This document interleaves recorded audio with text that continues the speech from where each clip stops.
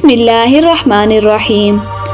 قارون حضرت موسیٰ علیہ السلام کے چچا یسہر کا بیٹا تھا۔ بہت ہی شکیل اور خوبصورت آدمی تھا، اسی لیے لوگ اس کے حسن و جمال سے متاثر ہو کر اس کو منور کہا کرتے تھے۔ اس کے ساتھ ساتھ اس میں یہ کمال بھی تھا کہ وہ بنی اسرائیل میں تورات کا بہت بڑا عالم اور بہت ہی ملنسار اور خوش اخلاق انسان تھا۔ لوگ اس کا بہت ہی ادب و احترام کرتے تھے۔ قارون حضرت موسیٰ علیہ السلام کی صحبت میں رہ کر تورات کے علم سے مالا مال ہوا۔ قارون لوگوں کے ساتھ بہت ہی اچھا حسن سلوک کرتا تھا، جس کی وجہ سے لوگ بھی قارون کی دل و جان سے عزت کرتے تھے۔ قارون نے حضرت موسیٰ علیہ السلام سے علم کیمیا بھی سیکھا اور ایسا ماہر ہو گیا کہ رام کو چاندی اور تانبے کو سونا بنا لیتا۔ قارون نے بے شمار دولت کمائی۔ دولت کے ساتھ ساتھ اللہ پاک نے اسے عزت بھی خوب دی۔ ہر ہفتے کے آخری دن قارون بڑی شان و شوکت کے ساتھ چاندی کا لباس، سونے کے جوتے اور ہیرے جواہرات سے سجا ہار پہن کر بے شمار گھوڑوں اور لونڈیوں کے ساتھ اپنے محل سے باہر نکلتا تھا۔ جو کوئی بھی دیندار اس کو دیکھتا تو کہتا، اللہ تعالیٰ مجھ کو بھی اتنی دولت اور محلوں سے نواز دے تاکہ میں بھی شان و شوکت کے ساتھ زندگی گزار سکوں۔ جو لوگ قیامت کے دن پر یقین رکھتے تھے وہ کہتے، ان سب نعمتوں کا اللہ تعالیٰ کو قیامت کے دن حساب دینا ہوگا۔ یہ سب شان و شوکت ایک دن ختم ہونے والی ہے، اس سے بہتر تو یہ ہے کہ اللہ تعالیٰ کی یاد میں زندگی گزاری جائے۔ قارون کے پاس اتنا خزانہ تھا کہ اس خزانے کی چابیوں کو اٹھانے کے لیے اس نے کئی خچر رکھے ہوئے تھے۔ ایک روایت میں ہے کہ اس خزانے کو اٹھانے کے لیے 300 اونٹ مقرر کیے گئے تھے۔ اللہ پاک نے قرآن میں بھی اس خزانے کا ذکر فرمایا ہے۔ بے شک قارون موسیٰ کی قوم سے تھا، پھر اس نے ان پر زیادتی کی اور ہم نے اس کو اتنے خزانے دیے جن کی کنجیاں ایک روز آور جماعت پر بھاری تھی۔ ناظرین گرامی، کیا کوئی قارون کے خزانوں کا اندازہ لگا سکتا ہے؟ کیونکہ جب رب کائنات فرما رہے ہیں کہ قارون کے خزانوں کی چابیاں بھی ایک زور آور جماعت پر بھاری تھیں۔ اتنی دولت ہونے کی وجہ سے قارون میں غرور و تکبر آ چکا تھا۔ اس نے دنیا والوں کے ساتھ طرح طرح کے ظلم و ستم کرنا شروع کر دیے۔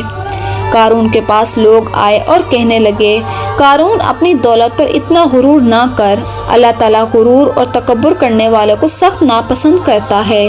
اس بات کو اللہ پاک نے قرآن پاک میں بھی فرمایا ہے کہ میرے نبی وہ وقت یاد کرو کہ جب قارون سے اس کی قوم کہنے لگی، خزانوں پر اتنا شوخ نہ بن، کہ اللہ تعالیٰ ایسے شوخ بازوں کو پسند نہیں فرماتا۔ اللہ تعالیٰ نے تجھے جو خزانے دیے ہیں اس سے آخرت میں جنت کا گھر بنا۔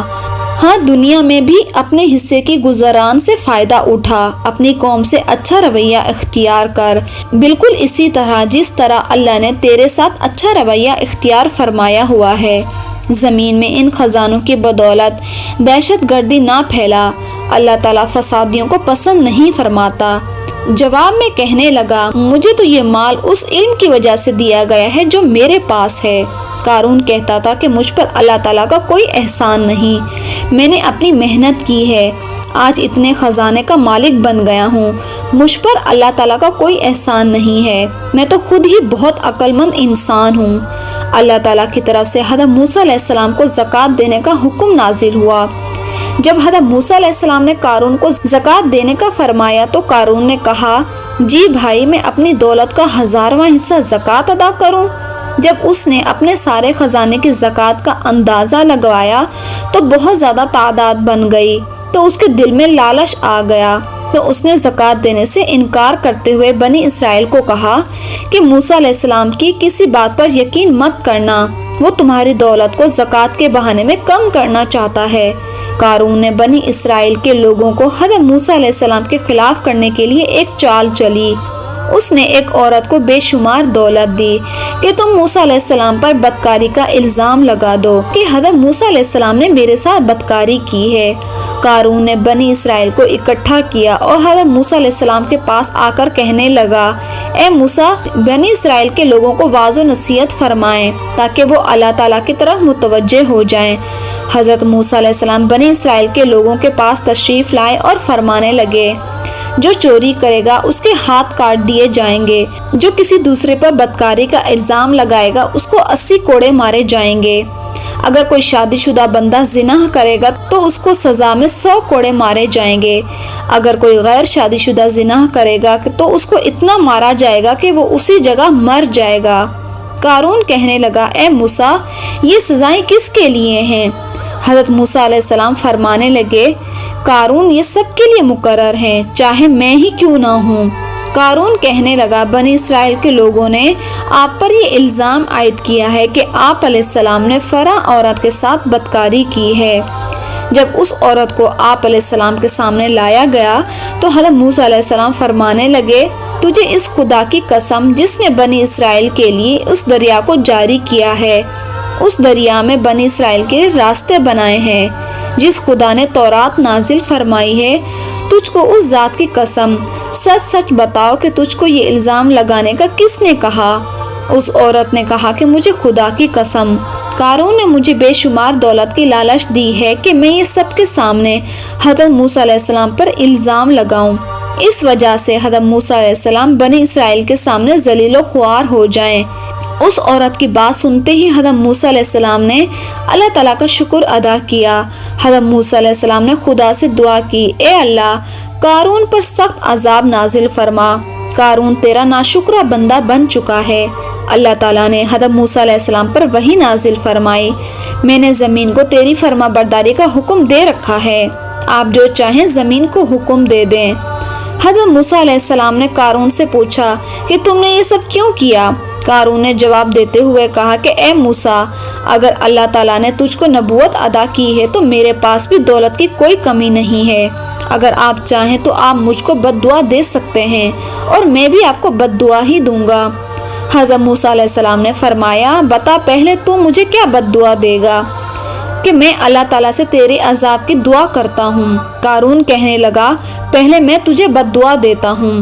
قارون نے حضرت موسیٰ علیہ السلام کو بد دعا دی تو حضرت موسیٰ علیہ السلام کو کچھ بھی نہ ہوا۔ پھر حضرت موسیٰ علیہ السلام نے بنی اسرائیل کو فرمایا، اے بنی اسرائیل، جو قارون کے ساتھ ہے وہ قارون کے ساتھ جا کر کھڑا ہو جائے، جو میرے ساتھ ہے وہ میرے ساتھ آ کر کھڑا ہو جائے۔ حضرت موسیٰ علیہ السلام کا یہ حکم سن کر صرف 2 آدمیوں نے قارون کا ساتھ دینے کو مناسب سمجھا۔ جب 2 آدمی قارون کے ساتھ جا کر کھڑے ہوئے تو حضرت موسیٰ علیہ السلام نے زمین کو حکم دیا کہ قارون کو اپنے اندر دھس لے، اور زمین نے اس کو اپنے اندر دھس لیا۔ جب قارون نے یہ صورتحال دیکھی تو حضرت موسیٰ علیہ السلام کو رشتہ داری کا واسطہ دینا شروع کر دیا۔